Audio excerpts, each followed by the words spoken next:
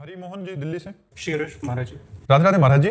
महाराज जी, एक ग्रस्त व्यक्ति को अपनी कमाई का कितना हिस्सा दान या पुण्य में लगाना चाहिए? 10%। 100 रुपया में 90 रुपया से अपने परिवार का पोषण करे और 10 रुपया से संत है, गौ सेवा है, अनाथ सेवा है, असहाय सेवा है, जहाँ कहीं ऐसा पशु पक्षी या जहाँ भी बने तो 10 रुपया खर्चा कर देना चाहिए। धर्म से कमाए हुए, पाप कर्म की कमाई का नहीं, धर्म से कमाए हुए धन का दशांश जो है वो धर्मार्थ खर्चा कर देना चाहिए, तो उसका पुण्य भी बनेगा, परलोक भी बनेगा, भगवत कृपा होगी, भजन बनने लगेगा उसका। जी। वासुदेव कराड़े जी पुणे से। श्री राम। राधे राधे महाराज जी। महाराज जी, आपके चरणों में कोटि कोटि प्रणाम। गुरुदेव, मन कोई इच्छा या आसक्ति करता है तो उसे पुनर्जन्म लेना पड़ता है, पर आत्मा तो इच्छा से विहीन है। आत्मा किसी चीज से आसक्त नहीं होती। अगर आत्मा ने किसी चीज की इच्छा या आसक्ति नहीं की तो आत्मा का पुनर्जन्म क्यों महाराज जी? आत्मा को ही तो भ्रम हो गया, भ्रम तो आत्मा को ही है। आप हैं आत्मा, आप ही तो हैं आत्मा, लेकिन आपने अपने को शरीर मान रखा है कि नहीं? इसी भ्रम का तो दंड मिल रहा है, पुनर्जन्म, बार बार जन्म मरण हो रहा है। मन की इच्छा को आपने अपनी इच्छा मान ली, मन की इच्छा को मन की इच्छा में छोड़ो, आप दृष्टा बनो, विमुक्त हो जाओगे। मन की इच्छा को आप ये देखना है, मैंने देखा कहते हो कि नेत्रेंद्रिय ने देखा? आप क्या बोलोगे? आज मैंने देखा तो भोगो, फिर मैंने देखा तो उसका शुभ देखा या अशुभ देखा उसको भोगो। मैंने सुना, शुभ सुना या अशुभ सुना उसको भोगो। मैंने खाया, अच्छा खाया बुरा खाया उसको भोगो। मैंने भोगा तो अच्छा भोगा या बुरा भोगा उसको भोगो। भ्रम तो प्रभु मन आत्मा नहीं है ना? पर नहीं, मन नहीं, मन नहीं है, मन की इच्छा है प्रभु। आत्मा की तो आत्मा ने मन में अपना तदात्म कर लिया है, मन को अपना मान लिया है, मन की इच्छा को अपनी इच्छा मान लिया है। जो मन सलाह देता है वही बुद्धि निश्चय कर देती है, वही आत्मा मान लेता है। जीव एक रथी है, समझ रहे हो? शरीर एक रथ है, इंद्रियां इसके घोड़े हैं, मन इसकी लगाम है और बुद्धि इसका ड्राइवर सारथी है। अब रथी ऐसे बैठा है, अब सारथी मन की लगाम को ढीली कर दिया बुद्धि रूपी सारथी ने। अब इंद्रिय रूपी घोड़े मत वाले होकर विषयों की तरफ भाग रहे हैं और रथी कुछ कर ही नहीं रहा। अगर वो अपने स्वरूप में आ जाए और सारथी को डांट लगा दे तो सब बात बन जाए। अब सारथी रथी के अनुसार नहीं चल रहा, मन के अनुसार चल रहा है, इसीलिए हमारी दुर्गति हो गई। तो विषयों का चिंतन करने वाला मन और इंद्रियां बंधन युक्त आत्मा, जबकि वो निर्विकार है, और भगवत चिंतन करने वाला मन और इंद्रियां मोक्ष को प्राप्त आत्मा। जब सैनिक हारते हैं तो हार किसकी होती है? राजा की होती है ना। हाँ, और सैनिक जीतते हैं तो विजय किसकी होती है? राजा की होती है। तो ये सैनिक अगर गंदे आचरण करें तो बंधन में कौन आया? वही सुअर बना, वही कुत्ता बना, वही नीच योनियों में, वही प्रेत योनियों में, अधम योनियों को प्राप्त हुआ निर्विकार सच्चिदानंद स्वरूप आत्मा। तो इनको ठीक करने के लिए मनुष्य जन्म मिला है कि हम इनको ठीक कर लें, इनमें हमारी आसक्ति हो गई है। आज मेरा मन कहता है ये खाना है, ये खाना है, लेकिन आज मैंने ये खाया, कहता मन है और खाया मैंने, तो अहंकार विमूढ़ आत्मा करता हम मन्यते, मैंने किया, मैंने खाया, करता और भोगता भाव, तुम मरो फिर भोगो। ये दुर्गति हो रही है अज्ञान के कारण। यद्यप निर्लेप निर्विकार अचाह आप्त काम आत्मा है, लेकिन वो मन में तदात्म कर लिया, मन इंद्रियों में, इंद्रियां भोगों में, दुर्गति हो गई। इसीलिए तो शास्त्र स्वाध्याय सत्संग के द्वारा हम ज्ञान अर्जन करते हैं और गलत आचरणों से अपने मन इंद्रियों को बचाते हैं और भगवान के चिंतन में लगाते हैं, हम मुक्त होते चले जाते हैं। जिन जिन विषयों का त्याग होता गया उससे मुक्त हो गए, सर्व विषय त्यागी, मोक्ष को प्राप्त हो गया। क्योंकि आत्मा मोक्ष स्वरूप ही है, उसे कभी बंधन प्राप्त हुआ ही नहीं, पर उसने भ्रम से अपने को बंधन में मान लिया। अब ये भ्रम जब तक, जैसे शरीर तुम नहीं हो, शरीर एक ढांचा है पांच भौतिक, लेकिन पूरा तदात्म है कि नहीं? मैं शरीर हूं। अब इस शरीर के द्वारा जो भी कर्म बनेंगे वो आत्मा को बंधन में डाल देंगे। यही आत्मा नाली का कीड़ा बन जाता है जाकर, यही देवता बन जाता है, यही भगवत स्वरूप हो जाता है। जैसे कर्म होते हैं वैसे भोगना पड़ा, और अगर इसके कर्ता और भोक्ता भाव खत्म हो जाए तो मोक्ष को प्राप्त हो जाएगा। इसीलिए साधना की जाती है। समझ में आया आपको बात? शेखर जी सहारनपुर से। राधे राधे महाराज जी। गुरुदेव, भगवान श्री जी ने हमें जितनी संपत्ति, यश, मान, सम्मान दिया है, हमें उसमें सबर संतुष्टि क्यों नहीं हो पा रही? और ज्यादा इससे कभी नहीं होगी, एकत्रित करने की इससे कभी नहीं होगी, कभी नहीं होगी, क्योंकि इसका नाम माया है। माया जो कभी तृप्त ना हो, चाहे जितना भोग लो। जैसे एक पुरुष पूरे विश्व की समस्त स्त्रियों से समस्त जौ धान्य और समस्त बैंक बैलेंस का स्वामी हो जाए तो भी उसे तृप्ति नहीं होगी।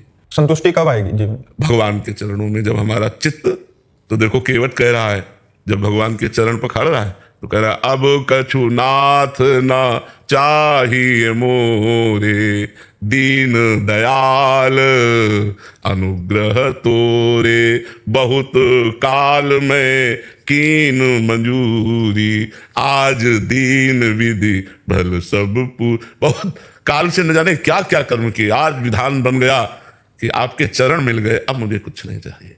जब तक भगवान के चरण न मिलेंगे तब तक शांति नहीं। देखो हम कई बार कहते हैं कि अगर एक अप्सरा उतर आवे स्वर्ग की तो ऋषि मुनियों के मन चंचल हो जाते हैं। जिन्होंने अपने मन को अधीन कर लिया है उनके मन चंचल हो जाते हैं। उनका स्वामी है देवराज इंद्र, स्वामी है समस्त अप्सराओं का, लेकिन उसका मन अप्सराओं से भी अतृप्त रहा और गौतम ऋषि की पत्नी अहिल्या से गलत आचरण किया जाके। इसे क्या समझ में आता है कि कभी भूख की पूर्ति भोगों की हो ही नहीं सकती, चाहे जहां चाहे जो हो। अगर तृप्ति हुई है तो भगवान के चरणों का आश्रय लेने से हुई। भगवान नाम जब करते करते जब तो हृदय से आ जाता है अब कछु ना चाहे, नहीं नहीं, ये सब झूठा है, ये सब झूठा है। देखो आप लोग तो गृहस्थ में हर भोग भोगे हुए हैं, क्या आपका मन उन भोगों के लिए लालयित नहीं है? क्या मन ऐसा कहता कि बस अब तृप्त हो गया? नहीं, फिर वही नई चाह, फिर वही नए ढंग से भोगने की चाह, फिर नए शरीर को भोगने की चाह, नए भोगों को भोगने, ये है। और ये आज से थोड़ी चल रही, जब से सृष्टि हुई तब से हमारी चल रही, तो आज तक पूर्ति नहीं हुई, इस जन्म में भी पूर्ति नहीं होगी। इसलिए सावधान हो जाओ, गलत आचरणों को छोड़ो, धर्म पूर्वक विषय भोगो और नाम जप करो। धर्म पूर्वक चलोगे तो विषयों से वैराग्य हो जाएगा, और अधर्मिक विषय भोगोगे तो उसमें राग हो जाएगा और दुर्गति हो जाएगी। जैसे आप एक नियम ले लो कि हम अपने धर्म की कमाई से ही उधर पोषण करेंगे, अपनी पत्नी से ही केवल अनुराग रखेंगे, कभी कोई पाप नहीं करेंगे, तो आपका मन भगवान की तरफ चलने लगेगा, भोगों से हटने लगेगा। और जब आप इधर उधर दृष्टि डाल के गलत आचरण, तो मन आपको फंसा देगा। अधर्माचरण पापाचरण ये मन को फंसाने के लिए है। मन फंसा जहां भोगों में तो दुर्गति हमारी पक्की, और मन भगवान में फंसा सदगति हमारी पक्की। मनुष्य जन्म मिला है मन को भगवान में फंसाने के लिए। भोगों में तो बहुत योनियां हो गई, बहुत जन्म हो गए, तो तृप्ति कभी हो ही नहीं सकती, चाहे जितना हो। तृप्ति तो तभी हो सकती जब भगवान के चरण मिले। भगवान का नाम जब करो तो जैसे केवट नहीं, अति आनंद उमगी अनुरागा, आनंद ही नहीं अति आनंद, आंसू बह रहे, बस तृप्त हो गया, अब कुछ नहीं चाहिए, तृप्त हो गया। ये भगवान से मिलने पर होगा, तो संसार के मिलने से नहीं हो सकता। नहीं, किसी से भी पूछ लो, कभी तृप्ति नहीं है, कभी तृप्ति नहीं, कि बस ऐसा कभी नहीं हो सकता। आपकी मांग 1 लाख रुपया है, उनकी 1 अरब रुपए की मांग है, उनकी 1 खरब रुपए की मांग है, वो बड़े भिखारी हैं। तो ये चाह कभी पूर्ति हो ही नहीं सकती, ये भगवान से जुड़कर ही पूर्ण हो सकती है। समझ पा रहे आप? दीपक कुमार जी दिल्ली से। श्री हरिवंश गुरुदेव। पूज्य गुरुदेव, भक्तमाल ग्रंथ में अनेकों ऐसे प्रसंग हैं जिसमें भक्त संत समागम एवं संतों की सेवा में बहुत ज्यादा भाव रखते थे एवं अपना सब कुछ उनकी सेवा में अर्पण कर देते थे। जैसे पीपा जी एवं उनकी धर्मपत्नी सीता जी, महाराष्ट्र के राजा महिपति वराज जी की बेटी का प्रसंग आदि। क्या आज के युग में भी ऐसी निष्ठा रखने वाले भक्त हैं महाराज जी? बहुत कम है। जैसा देखा गया, एक दिन पीपा जी और सीता सहचरी जी चीदर चिदरानी जी के दर्शन करने के लिए गए। गृहस्थ भक्त थे चीदर चिदरानी जी, तो द्वारिका में भगवत साक्षात्कार के बाद वहां द्वारिका में महिमा सुनी। कुछ चीदर चिदरानी जी नाम के एक भक्त है, तो वहां गए। अब वो ऐसे महान भक्त थे कि सब कुछ उनका संत सेवा में जा चुका था, मतलब यहां तक कि खाने के लिए भोजन भी नहीं था। वो भगवत आश्रित निरंतर नाम जप, और एक वस्त्र चीदर जी के शरीर में फटा पुराना धोते और एक नया वस्त्र चिदरानी जी के शरीर में था। चीदर जी ने देखा पीपा जी और सीता सहचरी आई, बहुत ही एकदम विकल हो गए कि इतने बड़े महान संत हमारे पास आए, मिले, खूब आनंद से बैठे। चीदर जी घर गए अंदर और चिदरानी जी से कहा, आज संत विमुख जाएंगे, क्योंकि हमारे पास कुछ है नहीं, बाजार में कोई उधार देता नहीं, कुछ नहीं है जिसको हम बेच सके, क्या करें? तो चिदरानी जी ने कहा, आप शोक मत करो, ये हमारा नया वस्त्र है, कुछ बिकी जाएगा 1-2 टका का, तो इससे चावल और दाल खरीद लाना, जो भी मिले भोग तो लगा देंगे। वो प्रसन्न हो गए। एक ही वस्त्र था तो बाजार में बेच दिया, जो भी उससे दाल चावल जो भी मिला उन्होंने बनाया, और बना के कोई 1 सेर 2 सेर 2.5 सेर थोड़ी मिलेगा उस कपड़े, एक कपड़े का, तो वो लेकर के पीपा जी सीता सहचरी को बाहर चीदर चिदरानी जी ने कि आप पाओ, तो उनका भक्तानी को भी बुलाओ, सीता सहचरी जी ने कहा। तो उनका नहीं, रहने दीजिए भक्तानी को आप, तो वो मैं लिवा के लाती हूँ। अंदर गई तो आंखों में आंसू और मुख में भगवान नाम, और रसोई में बैठे हो भगवान का चिंतन करके, भगवान आप बड़े कृपालु हो। ऐसी स्थिति में भगवान की कृपा वो देख रहे। सीता सहचरी जी गई और उनका भक्त रानी, तो आप तो निर्वस्त्र हैं, तो उन्होंने आंख उठाई और कहा, हमने सुना था कि आपने द्वारिकाधीश का दर्शन किया है, तो हमारी आकांक्षा थी कि जब आप मिलोगी तो भगवान की रूप माधुरी का वर्णन करोगी। क्या इस नाशवान शरीर के विषय में प्रश्न किया? नंगा ही पैदा होगा, अगर नंगा ही मर जाए तो क्या फर्क पड़ता है? समझ गई घर की स्थिति देख करके कि ये वस्त्र बेच करके पीपा जी के पास गए और बोले कि हमें लग रहा था कि हम महान भक्त हैं, राजपाट छोड़ करके टाट पट्टी लगाकर भगवान का भजन करते हैं, लेकिन आज हमारा वो भी अभिमान दूर हो गया क्योंकि हमसे महान भक्त निकले जिन्होंने हमारे स्वागत के लिए अपने तन का वस्त्र बेच दिया। ऐसे भक्तों के जो उदाहरण आते हैं, अब मतलब ऐसे ऐसे उदाहरण आते हैं जो दिमाग में काम ही नहीं करेंगे, दिमाग में ही काम नहीं करेंगे कि ऐसा कैसे हो सकता है, ऐसा कैसे हो सकता है। एक अब सीता सहचरी जी महान भक्ता, एक वो जब जाती थी तो एक सामान लेने तो एक दुकानदार गलत दृष्टि से, रानी थी, पहले रानी थी तो कोई साधारण थोड़ी, अनुपम रूप, और फिर अब भजन में लगी थी तो और रूप प्रकाशित, तो गलत दृष्टि करता, वो अपनी दृष्टि से देख कर सब जीव हैं, अलग अलग चिंतन। एक दिन पीपा जी कहीं गए हुए थे और संत मंडली आ गई और कुछ था नहीं पवाने के लिए। सीता सहचरी जी ने सोचा आप क्या करें, तो उनको याद आया कि वो जो बनिया था वो गलत दृष्टि से देखता था। गई उसके पास और कहा, आप हमारी तरफ आकर्षण की दृष्टि से देखते थे, आपका गलत विचार हमें लगा। तो पहले तो घबराया, तो कहा नहीं नहीं, मैं इसलिए पूछ रही हूँ कि अगर हमारे पास संत आए हैं और आप संतों के लिए भोजन की व्यवस्था कर देंगे तो आपकी जो इच्छा होगी वो मैं राजी हो जाऊंगी। अब तो वो घी चीनी सब सामान दे दिया, गए पकवान बनाया और अच्छे से संतों को पवाया। जब संत पा चुके तो समय पीपा जी आ गए। पीपा जी ने सीता सहचरी से पूछा, हमारे पास तो कुछ था नहीं, संतों को क्या पवाया? तो उनका अपने को बेचकर पीपा जी के आंसू आ गए। उन्होंने कहा, धन्य है जो तुम्हारी जैसी हमको मित्र मिली, पत्नी मिली, अब बैठो हमारे कांधे पे, मैं तुम्हें ले चलूंगा उसके पास। और उसकी दुकान के पास गए, उतर गए और कहा जाओ। जे ही वो गई तो चरणों में लुट गया और कान पकड़ा और कहा, गलती पड़ी, कभी हम ऐसी गलती दृष्टि से आपकी तरफ ने, आप जैसे मतलब उसको ज्ञान हो गया क्योंकि उसका अन्न संतों के पेट में गया ना, तो उसकी बुद्धि पवित्र हो गई और चरणों में गिरा और कहा, माता आप कभी ऐसी हो। ऐसे ऐसे चरित्र आते हैं भक्तों की, मतलब होश उड़ जाए। वो भक्तों को जितना प्यार किया संतों ने उतना भगवान को भी नहीं किया। एक बार एक भक्त के घर में ठाकुर जी विराजमान थे, धीरे धीरे वो सब संत सेवा में लगता गया, संत जन आते गए जहां श्रद्धा देते। तो कल के लिए कुछ नहीं था, तो भक्त ने ठाकुर जी से कहा, अष्ट धातु के थे, कहा कल अगर संत आ गए और व्यवस्था नहीं हुई तो हम आपको बाजार में बेचे आएंगे, ध्यान रखना। संत भूखे नहीं जाएंगे, या तो आप व्यवस्था करो, लेकिन कल हम आपको बाजार में बेचे आएंगे, ठाकुर जी से कहा। मतलब ठाकुर जी से भी बढ़कर संतों को प्यार, मोते अधिक संत कर लेखा। कलयुग है, मुझे लगता है होंगे, भगवान की सृष्टि है, पर ऐसे मतलब ऐसे बिरला ही कोई होगा, नहीं तो बहुत कठिन है, बहुत कठिन है। जो भक्तमाल में, जो रसिक अनन्यमाल में भक्तों के चरित्र में आता है, ऐसा कोई बिरला ही होगा जो संतों से ऐसा प्यार करे। नहीं तो, और जो संतों से प्यार कर ले गया वो भगवान को अधीन कर लेगा, वो भगवान को अधीन, क्योंकि भगवान के भाव से तो संतों से प्यार किया जाता है। तो संत भगवान की कृपा से मिलते हैं, अगर उनकी सेवा बन जाए तो भगवान की सेवा साक्षात बन गई। कहा जाता है कि भगवान को अगर पाते देखना तो संतों को पवाओ, भगवान संतों के मुख से पाते हैं, भगवान संतों के मुख से पाते हैं। तो संतों की सेवा के जो भक्तमान में उदाहरण है, होगी क्योंकि भगवान की सृष्टि है, होंगे ऐसे, पर बहुत बिरले होंगे, कोई ऐसे बकाया ऐसे नहीं होंगे। ऐसे दे देना कुछ वो बात अलग है, लेकिन प्राण न्यौछावर कर देना, सर्वस्व न्यौछावर कर देना, ये बहुत कठिन बात है। राम शरण जी, जय जय सीताराम। राधे राधे महाराज जी।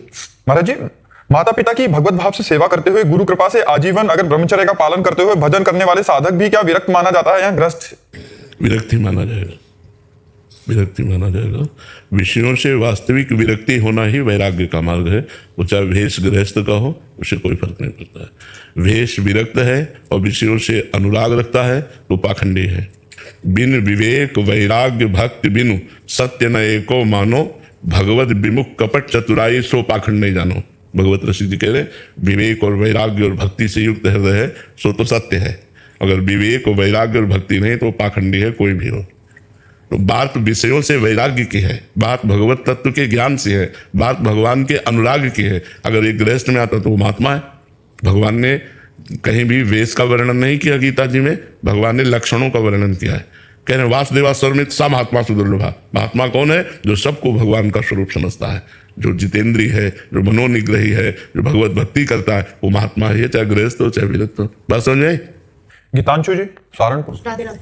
राधे राधे महाराज जी। महाराज जी, आपके प्रवचनों में सुना कि सिर्फ नाम जप से कल्याण हो जाता है, अगर नाम जप ना हो रहा हो तो क्या दान से भी कल्याण हो सकता है? नहीं, दान एक पुण्य क्रिया है। शुभ और अशुभ दो प्रकार के कर्म है। दान एक शुभ कर्म है जिसका फल सांसारिक सुख है, बहुत उच्च कोटि का दान हुआ तो स्वर्ग का सुख है, लेकिन भगवत प्राप्ति थोड़ी करा सकता है। भगवत प्राप्ति तो भजन से होगी।